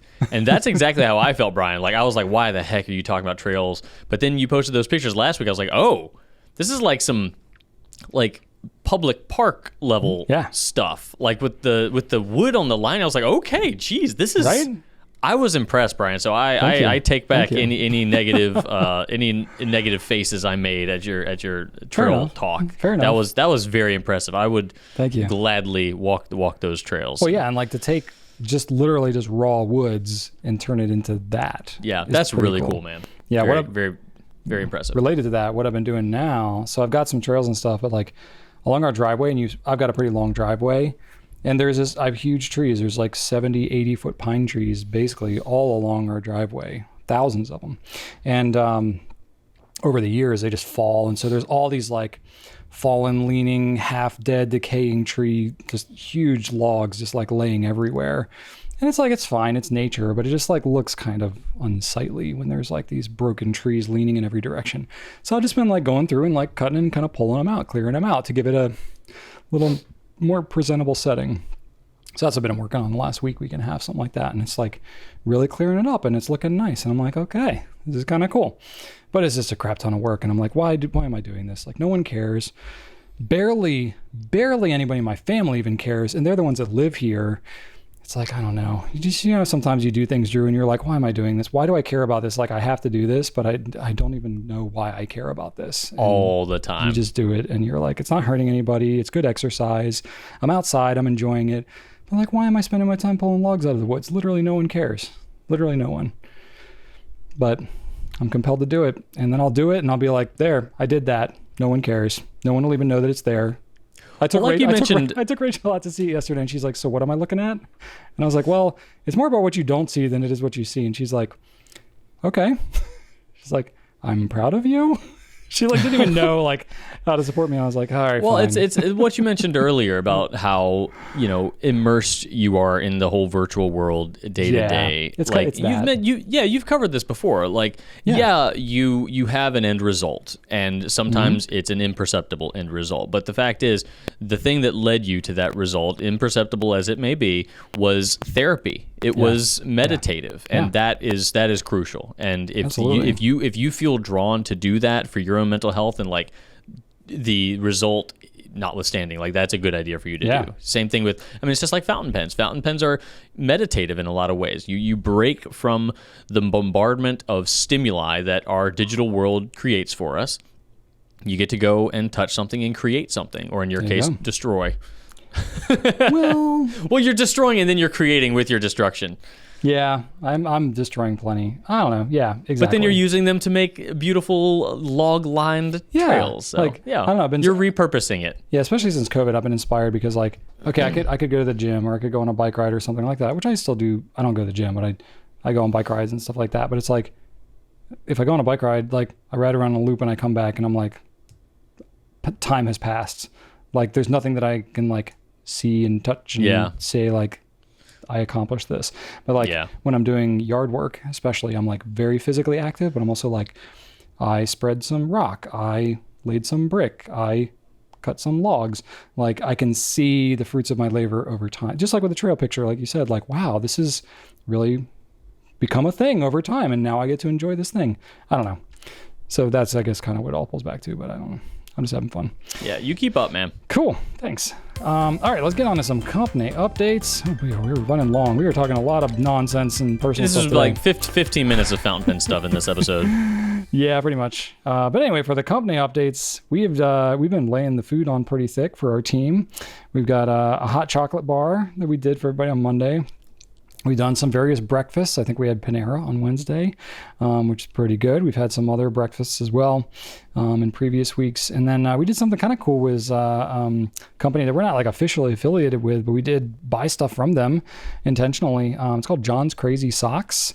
So they're a father and son venture inspired by the co-founder, John Lee Cronin, who's a young man with Down syndrome. So their mission is to show what is possible. There you go. Drew's got some crazy socks now. These are my donut socks. Yeah, those are Drew's crazy socks. Donuts. So their mission is to show what's possible when you give someone a chance, specifically demonstrating what people with intellectual disabilities can do. So pretty cool. And they donate 5% of all their earnings to the Special Olympics. So again, no official affiliation. We're just kind of telling y'all that we found it and we bought socks for our team to, because they're cool socks, but also to support them. It's kind of neat. And they have we saw pictures of their warehouse and we saw like how they do some things. They have like the little goodies in their order. There's so much of like a Goulet-ish kind of vibe that we were just like, all right, this is pretty cool. Like, we don't often get to experience like that side of it, like being the customer for a company that does all these little things. So when we see they that, do Dum-Dums instead of Tootsie Roll Pops. Yeah. They just had so many, they didn't like copy us or anything that I'm aware of, but they just had such a similar kind of like, philosophy on how they present their products and stuff like that. It was like, all right, this is pretty cool. Like, we'll support them. So that's kind of neat. All right. What is on your desk, Drew? I got to play with some new brown inks, Brian. Ooh. So Jacques Urban came out with a Shogun ink. We talked about that last week, so I got to play with that. And then there's a Sailor Fika coffee ink that also is new, and got to play with that as well. So 2 new browns. They're lovely. They're fun. You can never have too much brown in your No, life, you right? cannot. So that was a lot of fun. I don't have it here, but I got a Christmas card from my mom, and it just kind of got me thinking about handwriting and just writing in general. And when I saw her, she addressed it to the Brown family, and that was so pleasant. But when I saw her handwriting, it just reminded me of how powerful seeing the handwriting of someone who's special to you can be, over time. And just reminded me that writing can elicit feelings and emotions that are unique to just handwriting. And it reminded me instantly of, seeing her writing my name on my lunchbox, or including notes in my lunch, or, she'll write something on my second grade folder, and seeing her writing just really made me happy, gave me that kind of seasonal joy, and reminded me of, how special she is to me, and, being thankful that she's still around. But that all that came from just handwriting, and seeing her unique handwriting. It was really special, and I don't know, it just made me thankful that I'm in the industry that I'm in, helping writing continue. So that was a little nice moment for me. And then on a more comedic note, we've covered how I like to write really silly things when I'm testing fountain pens. Yes. I've been writing a lot of this one little collection of words, 2 words that you will get from one of our favorite NBC shows. This week, Brian, I've been writing bird internet quite a lot. Yes, of course. So that is one of Kenneth Parcells' inventions. He doesn't know what it means. So that from 30 Rock, Kenneth the Page, he has a book of ideas, and one of them was bird internet, and he doesn't really know what it means, but it's an idea, and it's logged in the notebook. So I don't know why. I was just doodling. I'm like, bird internet. Yep. It's got some good letters. You've got your capital B, your T at the end. I'm like, all right, this is gonna go in the rotation. So bird internet is definitely in the doodly word and that was right his now. idea to save the show when they were on that indefinite hiatus, right? He was trying to think of ways to save the show, and he kept coming up back to bird internet. I don't know. That's how you do it. Maybe he's onto something. What's on your desk, Brian, other than Pokemon puzzles? Pokemon puzzles, yeah. I mean, right now it's like, well, everything I've talked about in the last couple of pencasts is still sitting here on this desk. No, I have been working at my actual desk a little bit more, mainly because the G key on my keyboard on my laptop decided to stop working. Yeah, my G key. Yeah, the letter G, which thankfully I never need to use, because it's not like my name and the company name has the G in it. So I actually don't use a G as much as I would have thought, but it's just like one of those things where it's like every time I have to like either mash the G down, or like it just does not want to work. So it's like, I know I need to get this thing fixed, but it's like, I really don't want to go to the Apple store the week before Christmas and get this keyboard fixed. I've tried like tutorials and stuff like that. Anyway, so I'll talk to the owner of the company about that one. He might be able to help you out. Should really get on that. So yeah, I've got, thankfully, like a spare keyboard thing, because I usually keep my laptop when I'm at my actual desk. I keep it propped up so that I'm looking more straight on at the screen, and then I have like the separate keyboard trackpad kind of thing. So I've just been using like the wireless keyboard thing. So now it's actually kind of forcing me to like actually go sit at a desk, which is better because I have 2 monitors and this whole thing. So it's actually a better setup for me. So I'm working over there, and I'm probably being more productive, and it's not such a bad thing. So I'm like, yeah, maybe I'm going to get the G key fixed, but I'm like, you know what? I'll just maybe not do it at like the busiest time of year at the busiest mall in the city, and go have to deal with that. So I'll wait, but I do. You could also change your last name. You know, I feel what? like that's a solution. I think that might work, and I'll just start abbreviating and using slang. Like instead of saying good morning, it'll be like ood morning. There you go. Because that's literally how it's coming out when I try to type it. Because I'll like kind of forget, and I'll just barrel right along. Ood. And I'm like, oh yeah, there's no G. It looks like I'm just saying like morning hanging, or not even hanging, because there's Hannon, and I'm like, oh, this is just really frustrating. So it's making me slow down all my writing because like how often Yeah, how often do you no use any good. random letter? And it's like, this is really aggravating. Anyway, Yeah. so that's the thing. Well, that's about it. Really not a huge problem, but I'm making it work. All right. We've gone on long enough on this one for sure. We certainly have. I will gladly include timestamps for anybody who Yes. doesn't want to hear, an hour of nonsense and maybe, 30 Well, minutes of pen-related talk. Well, then you're watching the wrong thing. If That's you true. are That's looking for also that, true. We shouldn't even like set the expectation that that's going to change. Yeah. But we are gonna have some outages around the holidays. We'll be back regular time next week. I think we're gonna do a question extravaganza. So if you have any We are. questions, send them our way. I think but then we're gonna take we're gonna publish then we're early gonna- though. We're gonna do it on Thursday instead of Friday. I think. Yeah, because Friday's Yeah, Christmas and- Eve, and it's like we got stuff going on. We're closed that day at our office. Yeah. Yep. And then we're gonna take a week off. Yep. So this won't be the last one of the year, but next week will. So that'll be happening. Yeah. So please be sure to leave us some feedback on how we're doing in the comments. Subscribe, like, share, all those things. They all help us out and get more people to see our stuff. You can email us at pencast@gouletpens.com if you are listening to the audio version and you don't feel like logging on to a whole separate platform and typing a comment. We would understand. You can just email us. And my fun random fact is sort of Christmas related. When you find yourself standing under a sprig of mistletoe, it's time for a Christmas kiss in, I don't know, some cultures. But while mistletoe was once considered an aphrodisiac by the Druids, it also has a very odd literal meaning. According to Interflora, the original name for mistletoe was mistletoe. Mistle comes from the Anglo-Saxon word for dung, and tan means stick. So when you kiss under a mistletoe, you're kissing under a dung stick. Ew. Think about that next time you're under mistletoe. It's also the only weakness of Balder, the Norse god. A mistletoe? Yes, son of Odin. He is invincible unless you have mistletoe. It kind of cancels out. It's kind of like Achilles. It's kind of like Achilles' heel. Okay. Unless you have a very fragile, dainty sprig of this plant. This is Achilles' heel? Yeah. Fair enough. All right. Yeah. Fair enough. No judgment. Hey, do your thing. Yeah, he didn't make it. No. Did any of them? I don't see any. No. I don't see any of them around anymore these days. Yeah, So I guess none of them made it. I think it's the only like pantheon of gods that has an apocalypse. Ragnarok. They all died. So I don't know as much about that as I probably could. I know more about it than I should. Well, there you go. We balance each other out. Sounds good. That's Rabbit all. holes. That's all we got for y'all this week. Have a wonderful week until we see you again, and be sure to write on. Bye.